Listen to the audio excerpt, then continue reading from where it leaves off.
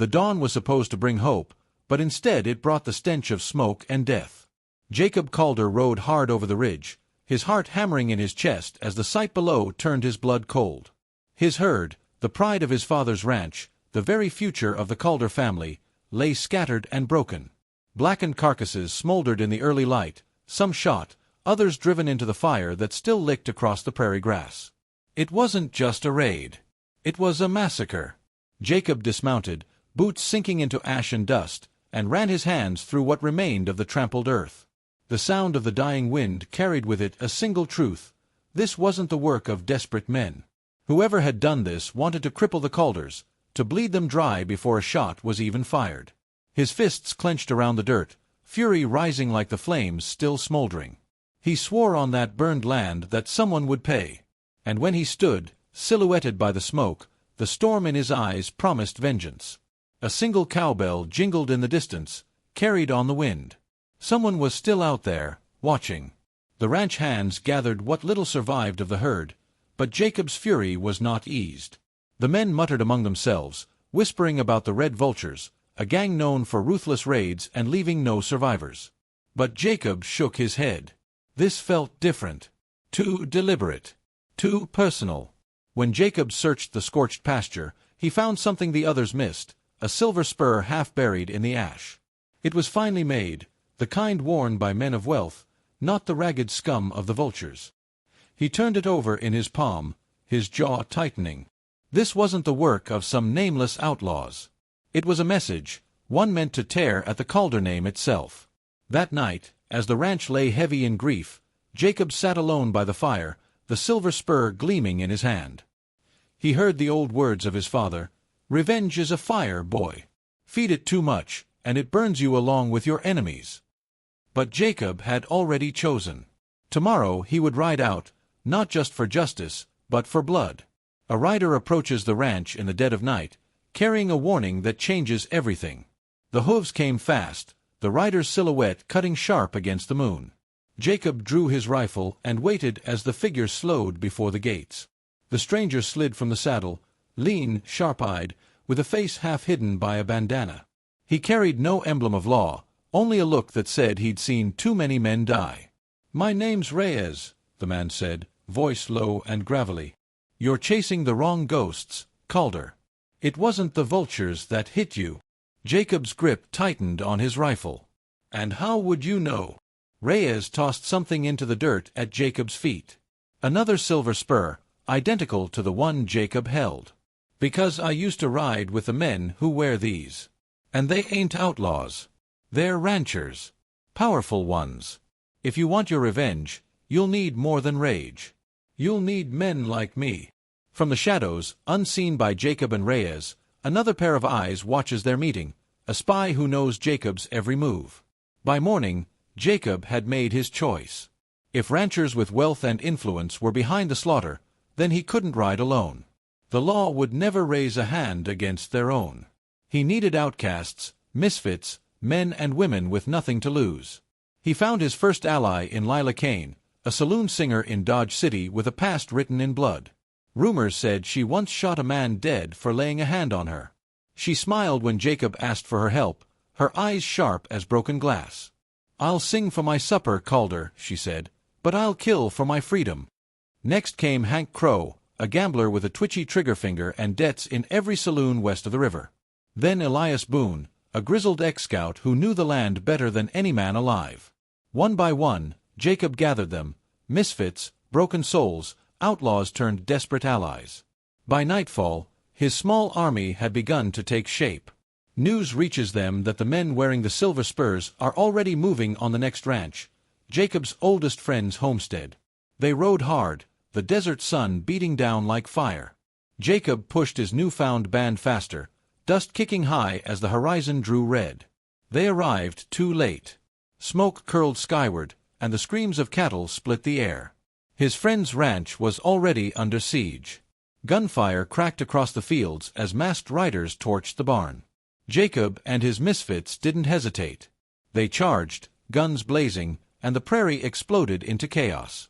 Lila's revolver sang through the smoke. Reyes cut down a rider with deadly precision, and Jacob himself faced a masked man whose silver spurs flashed in the firelight. The two men circled, pistols drawn, and in that instant, Jacob saw the truth in his opponent's eyes. This wasn't blind destruction. This was a plan, calculated and cold, meant to wipe out every Calder ally in the territory. As Jacob knocks the rider from his horse and rips away the mask, the face beneath makes his blood run cold. It's someone he knows. The flames roared around them as Jacob ripped the mask away. For a heartbeat, he forgot the battle raging in the background. The man staring back at him wasn't some nameless hired hand. It was his cousin, Marcus Calder. Marcus's lips curled into a twisted smile, his silver spurs catching the firelight. "Family's supposed to look out for each other, Jacob," he sneered. "But you never did understand what it means to be strong." Before Jacob could reply, Marcus shoved him back, firing wildly into the smoke before disappearing into the chaos. Jacob's world tilted. His own blood was part of the slaughter. The spur in his hand suddenly weighed more than iron. As Lila's voice cut through the night, "Jacob, behind you!" He barely raised his rifle in time to drop another masked rider bearing down. The revelation gnawed at him. The enemy wasn't just men in silver spurs. The enemy was his own kin. In the aftermath, a wounded ranch hand gasps Jacob's name with a dying breath, and claims Marcus is not working alone. The man's voice rasped like wind through brittle leaves. Jacob knelt beside him, clutching his bloody shirt as he spoke. "It's bigger than Marcus. There's a whole circle, powerful men. They want everything." His hand trembled, pressing a folded scrap of paper into Jacob's palm. With that, his chest stilled forever. When Jacob unfolded the note, it carried a single mark, a cattle brand he didn't recognize, burned into the paper with precision. Elias Boone studied it under the glow of the dying fire. "That's no outlaw brand," he muttered. "That's a rancher's mark. Belongs to the Holloway family, rich as kings, mean as rattlers. If Marcus is riding with them, you ain't just fighting rustlers, boy. You're fighting half the territory." Jacob clenched the paper, jaw tight. This wasn't just revenge anymore. It was war. And he knew the Holloways wouldn't stop until every Calder name was buried under dirt. In the distance, the sound of approaching riders echoes through the night, lawmen or killers sent to finish the job. Sheriff Garrison arrived with 10 deputies at dawn, dust clouding the horizon like a storm. His jaw was square, his eyes tired, but his badge gleamed like iron law itself. "Jacob Calder," he barked, "you and your misfits are wanted for disturbing the peace and reckless violence. Folks say you opened fire on honest ranch hands." Jacob stepped forward, fury burning in his chest. "Honest ranch hands?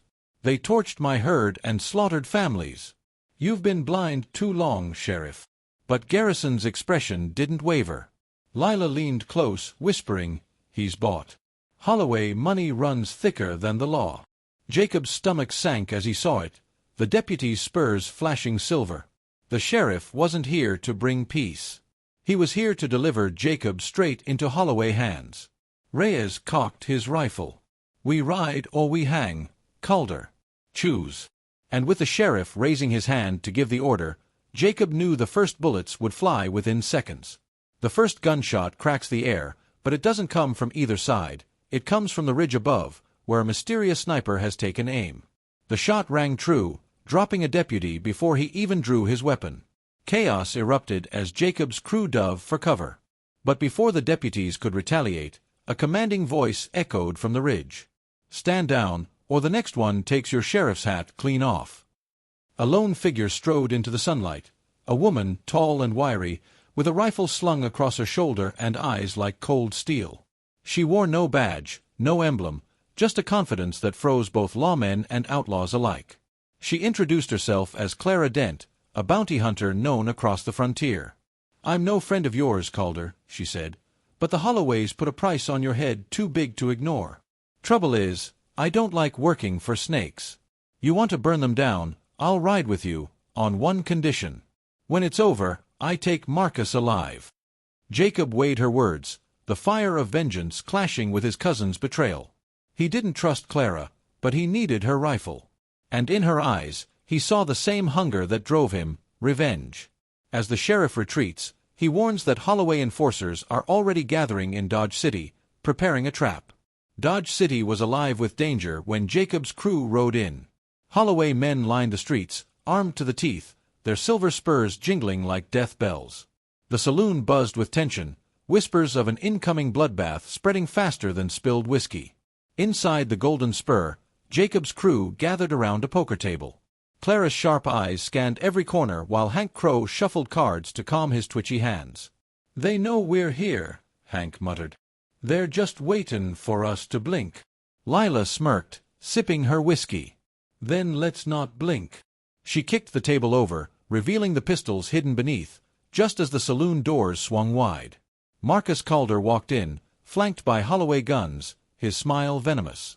"Cousin," he drawled, "I told you once, only the strong survive. Let's see how strong you really are." Dozens of guns rise in the saloon, the room exploding into a standoff where one wrong twitch will turn Dodge City into a graveyard. The Golden Spur went silent, every man's hand hovering near his holster. Jacob could hear the tick of the clock on the far wall, the creak of boots shifting on the floorboards, the breath of men waiting for someone to twitch. Marcus grinned like a wolf, the Holloway guns fanned out behind him. "You ain't got the numbers, Jacob," Marcus taunted, his voice smooth as poison. "But you've got guts. Shame it'll get you killed." Jacob kept his revolver steady, eyes locked on Marcus. "You're still family," he said, the words bitter in his throat. "But you crossed a line when you burned the land. Blood or not, you're just another rustler to me." Before Marcus could reply, Clara Dent fired the first shot, shattering a whiskey bottle beside his head. The room erupted in thunder. Tables flipped, bullets ripped through the haze, and Dodge City was baptized in fire and lead. When the smoke clears, Marcus is gone, but he left a bloody message carved into the saloon wall. "Next, your father." Jacob rode through the night, the words burning in his mind. His father, William Calder, was no ordinary rancher. Once known as the cattle king of the plains, William's empire had stretched across the territory before age and betrayal whittled it down. Jacob feared Marcus would use his father's legacy as both weapon and bait. When Jacob reached the old Calder homestead, he found the house abandoned, the doors hanging open like broken jaws. Inside, the family portraits were slashed to ribbons, the floors smeared with blood. On the dining table lay William's old Colt revolver, polished and waiting. But no sign of William himself. Elias Boone knelt beside a trail of blood leading out the back. "He ain't dead," Elias muttered. "They took him alive. Question is, why?" Jacob clenched the Colt, his father's weapon heavy in his palm. If Marcus thought using William as leverage would weaken him, he was wrong. It only sharpened his fury. A riderless horse stumbles into the yard, William's sheriff's badge pinned to its saddle horn. The badge was more than a warning, it was a challenge. Clara Dent studied the mark etched into the saddle, the Holloway brand, bold and mocking. "They want you to chase," she said grimly. "They're baiting you into a fight on their ground." Jacob didn't hesitate. "Then we'll burn their ground to ash." The posse followed the trail west, riding through canyons that swallowed the sun and deserts where the wind sang like ghosts. At night, around the campfire, Lila's voice softened as she sang an old ballad of loss and vengeance, her melody mingling with the crackle of fire. It steadied Jacob's heart, reminding him that even in blood-soaked soil, something human still remained. But the trail grew darker with every mile. Abandoned wagons, charred bones, and Holloway riders circling just beyond rifle range. It wasn't a hunt, it was a march into war. As dawn breaks, the posse crests a ridge to find an entire valley below crawling with Holloway guns, waiting for them. The Holloway ambush came like a storm. Dozens of riders thundered out of the valley, their silver spurs flashing, rifles cracking in unison. The posse scattered, gunfire echoing like thunderclaps against the canyon walls. Jacob fought from the saddle, his father's Colt blazing, every shot a defiance against the family betrayal. Clara picked off riders with deadly precision, her rifle a steady drumbeat in the chaos.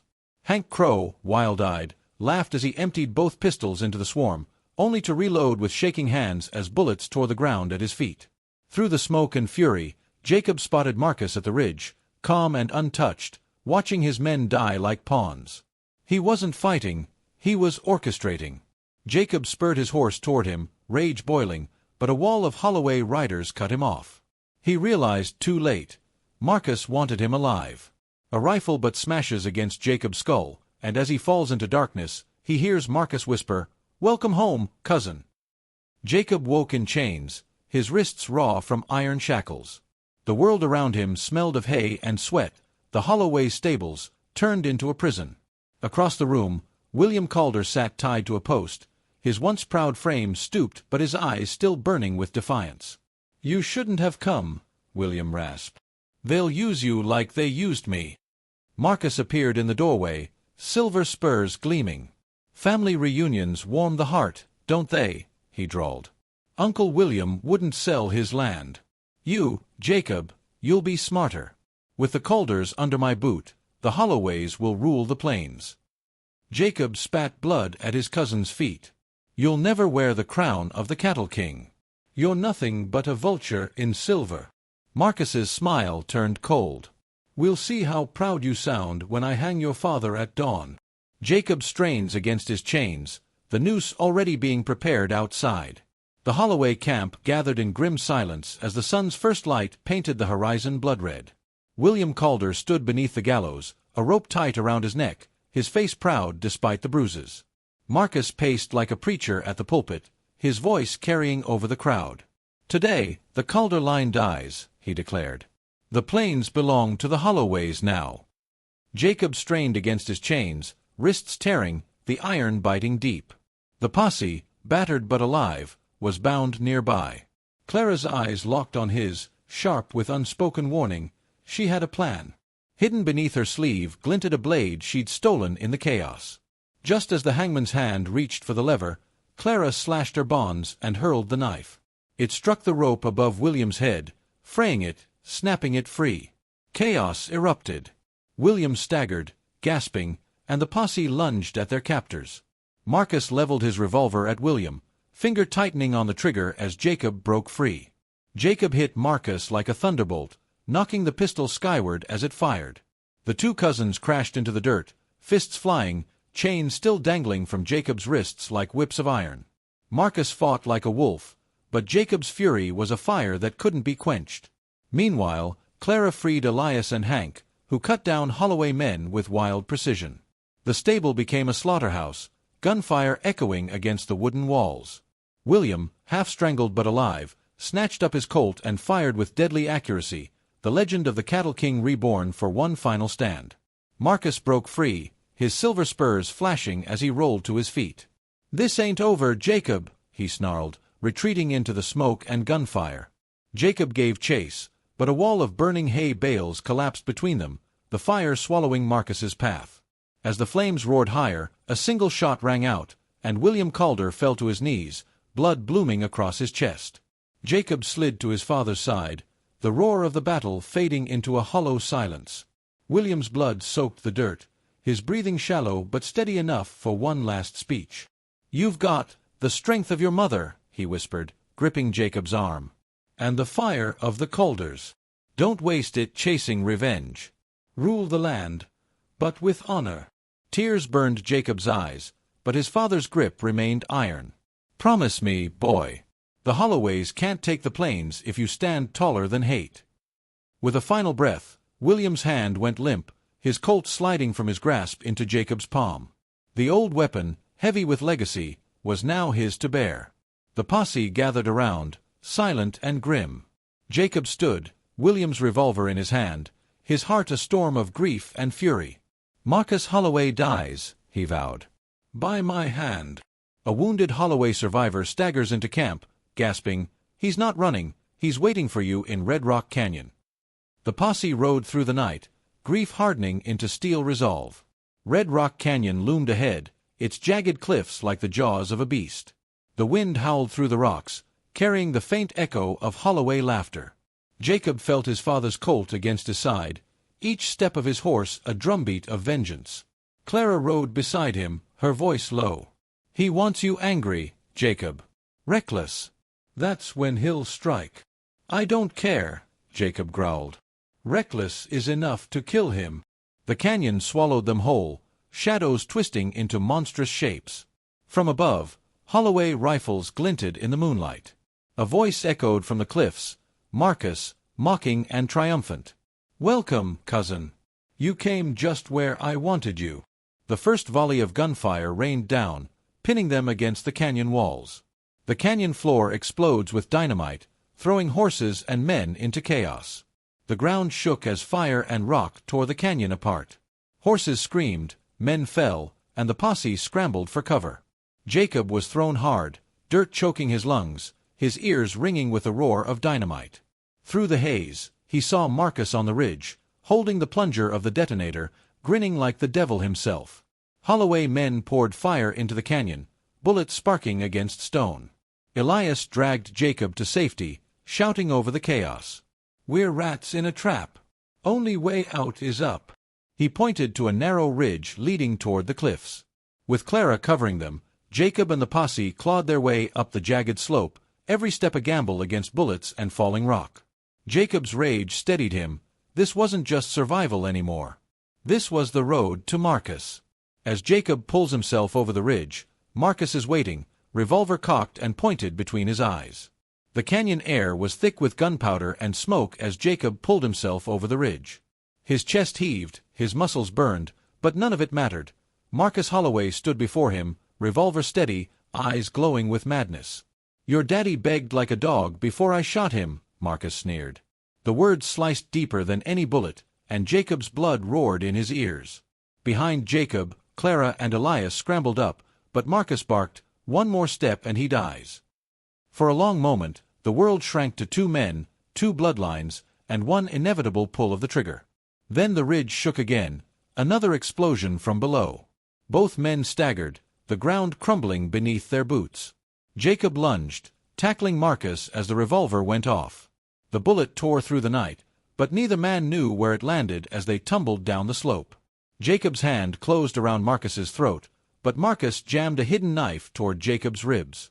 The knife flashed in the moonlight, deadly and cold.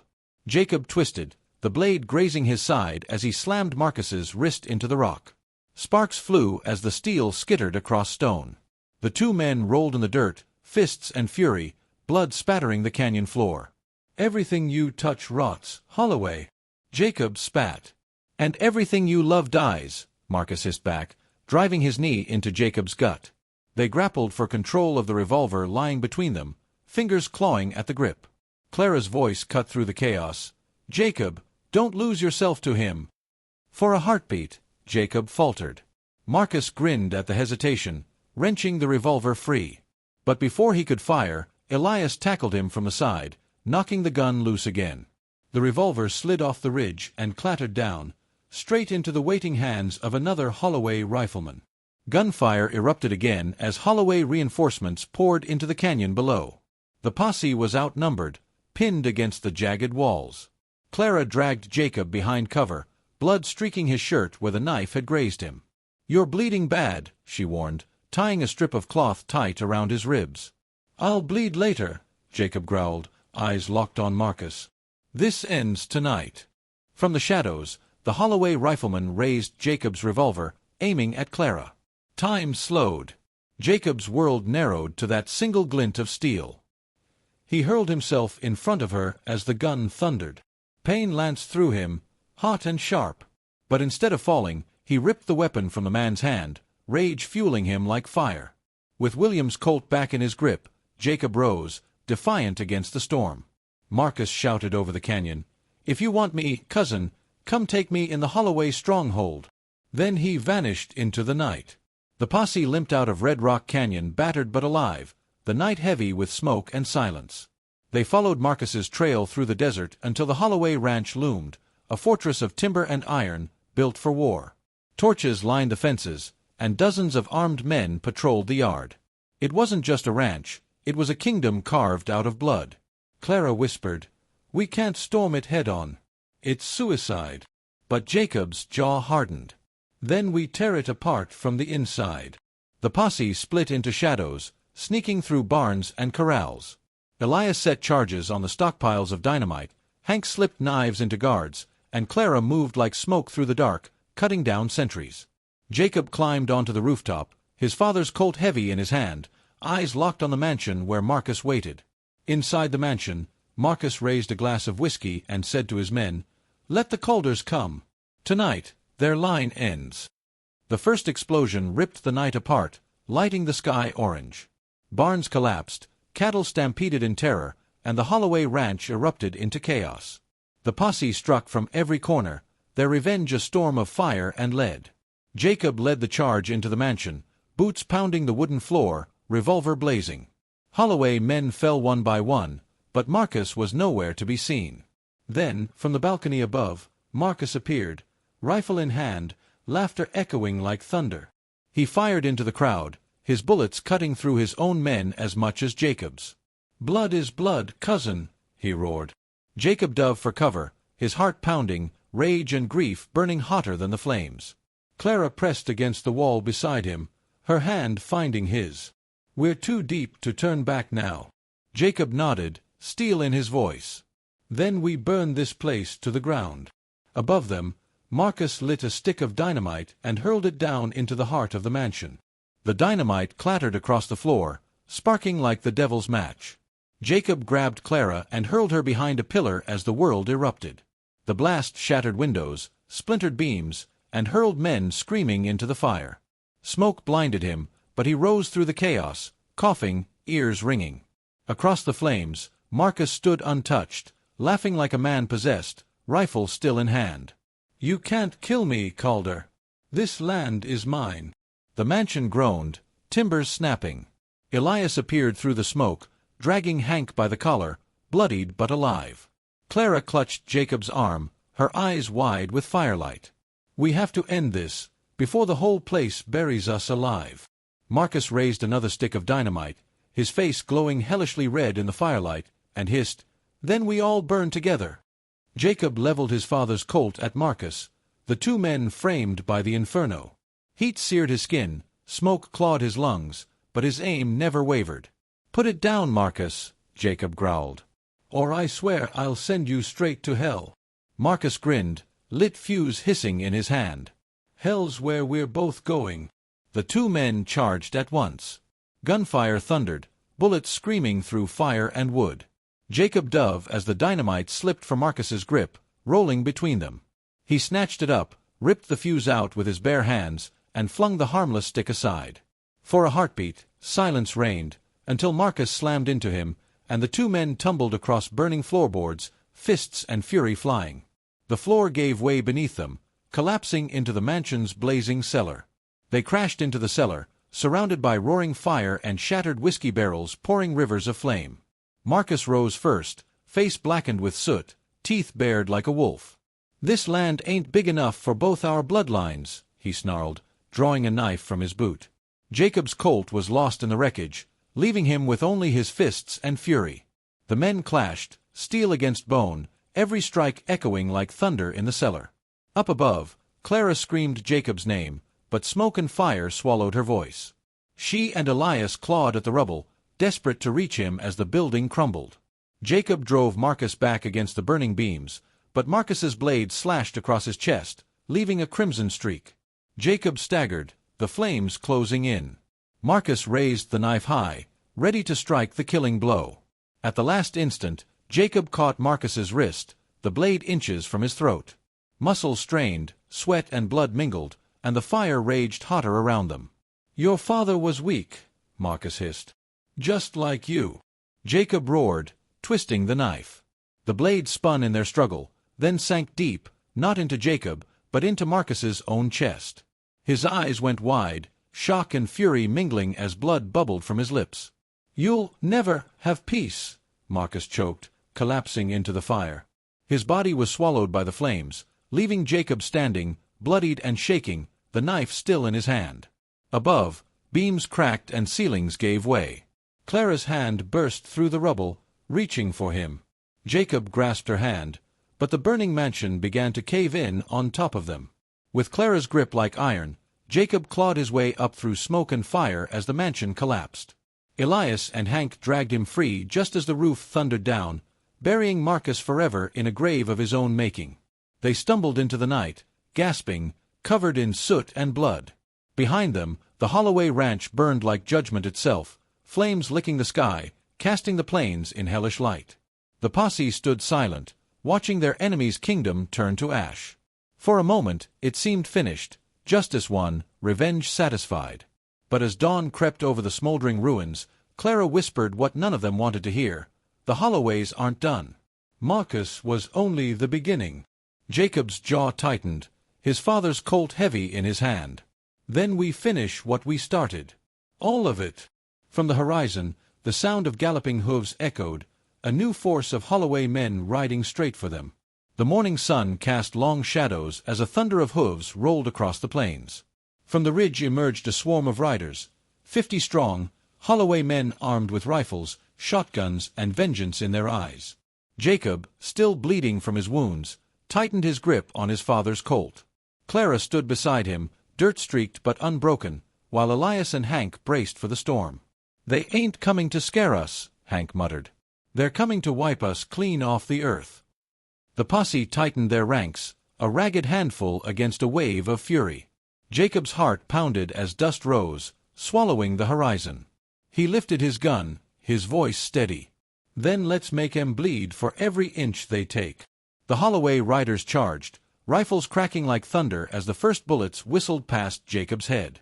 Gunfire erupted, tearing through dust and sunlight. Jacob's men returned fire, bullets kicking dirt and dropping riders. The gulch became a battlefield, echoing with screams and the crash of hooves. Clara reloaded with steady hands, her face set with grim determination. Elias picked off riders one by one, his long rifle thundering. Hank fought like a demon, laughing even as bullets grazed his skin. But the Holloways pressed harder, circling like wolves. Jacob spotted a dynamite satchel strapped to one rider's saddle. If they got close enough, they'd blow the posse apart. He sprinted through flying bullets, vaulted onto the rider's horse, and tore the satchel free just as shots ripped past his ears. Jacob lit the fuse and hurled the dynamite into the oncoming horde. The dynamite exploded in a deafening roar. Horses screamed, men flew, and fire blossomed in the gulch. The Holloway charge faltered, chaos splitting their ranks.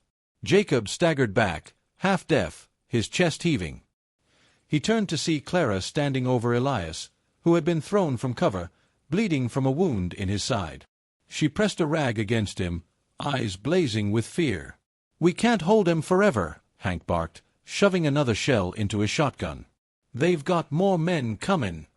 Jacob's gaze swept the burning gulch, the wounded on both sides, and the dust cloud rising in the distance, another wave of Holloways on their way.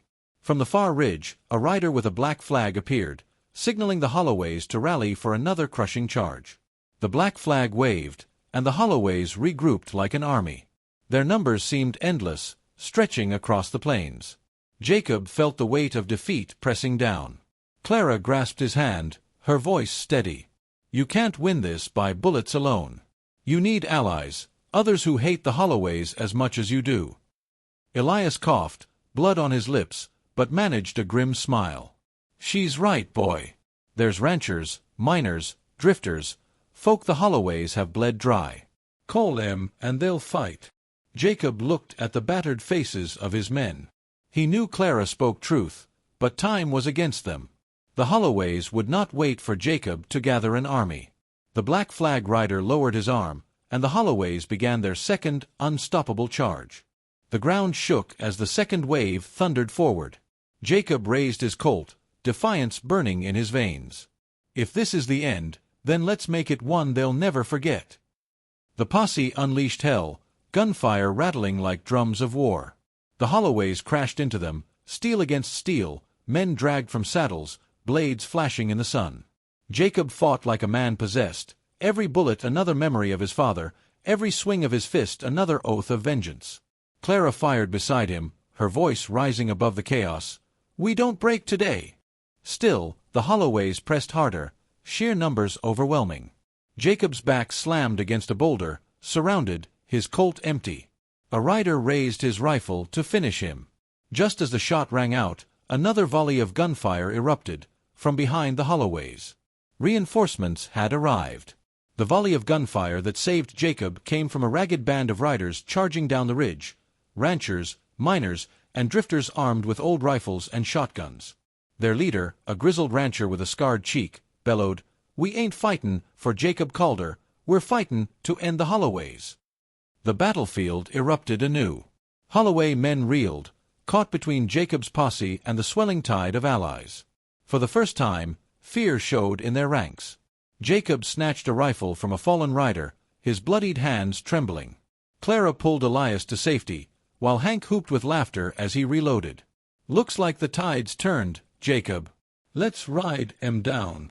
But Jacob knew victory was far from certain. Marcus's shadow lingered in every gunshot, every scream. And from the rear of the Holloway line, another rider approached, calm, deliberate, and cloaked in black. As the smoke parted, Jacob froze. The rider was none other than his uncle Silas Calder, long thought dead, riding at the head of the Holloways. Jacob's breath caught in his throat. Silas Calder, his father's brother, the man whispered about but never seen, was alive, and leading the Holloways. Silas's voice carried over the gunfire. "Nephew, you've done well. But this land was never yours. It was mine, stolen by your father. I took the Holloway's hand to reclaim what's owed." The revelation struck harder than any bullet. Jacob staggered, memories flooding of his father's warnings, the quiet feud no one spoke of. Clara's eyes widened in horror. "Jacob, your own blood did this." Silas raised his hand, and the Holloways rallied, redoubling their assault. Jacob fired until the rifle clicked empty, his heart torn between vengeance and blood. Silas rode straight for Jacob, pistol drawn, and shouted, "This ends with one Calder standing." The battlefield seemed to fade as Jacob and Silas locked eyes. Gunfire, screams, dust, it all blurred into silence. There was only family, and the weight of betrayal. Silas fired first, the bullet grazing Jacob's arm. Jacob rolled, raised his Colt, and answered with a shot that ripped Silas's hat clean off. The two circled on horseback, firing, dodging, the sun burning above like a merciless judge. "You were always your father's soft son," Silas sneered, reloading quick as a snake. "That's why he lost, and that's why you'll die." Jacob's rage boiled, but Clara's voice cut through the chaos. "Don't let him own you, Jacob. End this on your terms." Silas charged, pistol leveled at Jacob's heart, the distance closing to a single deadly shot. The two horses collided, and the world exploded into violence. Silas swung his pistol like a club, knocking Jacob to the ground. Jacob rose, dirt in his mouth, his Colt trembling in his hand. They circled each other, battered men bound by blood and hatred. Silas lunged, knife flashing in the sun. Jacob caught his wrist, and the two struggled in the dust, the knife inches from Jacob's throat. For a heartbeat, Jacob saw his father's face, the man who had raised him, the man Silas betrayed. With a roar, Jacob twisted the blade, forcing it back into Silas's chest. Silas staggered, eyes wide, blood bubbling from his lips. "You called a men, always weak," he collapsed, the dust swallowing him whole. The Holloways froze, leaderless, but the fight was not yet done. One final push remained, the last stand of the enemy. With Silas dead, Jacob rose, bloodied but unbroken. He lifted his Colt high, his voice carrying over the battlefield. "It ends today. No more Holloways, no more blood feuds, this land will be free." The Allies roared, charging the last of the Holloways. Gunfire cracked, blades flashed, and the outlaws broke like a storm beaten down. One by one they fell, until only silence and smoke remained. Jacob stood in the ashes of war, Clara at his side, Elias bandaged but alive, Hank grinning through blood and dust. The Holloway name was broken, their power shattered. But victory felt heavy. Jacob looked to the horizon, where the sun rose over a land scarred by blood. "We've won," he whispered, "but it cost us everything." Clara took his hand, her eyes fierce. "Then we build something new. Not from vengeance, but from hope." The posse rode into dawn, the fields littered with ash and memory, leaving behind a legacy of fire, blood, and rebirth. And so the tale of the Cattle King's revenge ended, not with peace, but with the promise of a new beginning carved from the dust of the Wild West.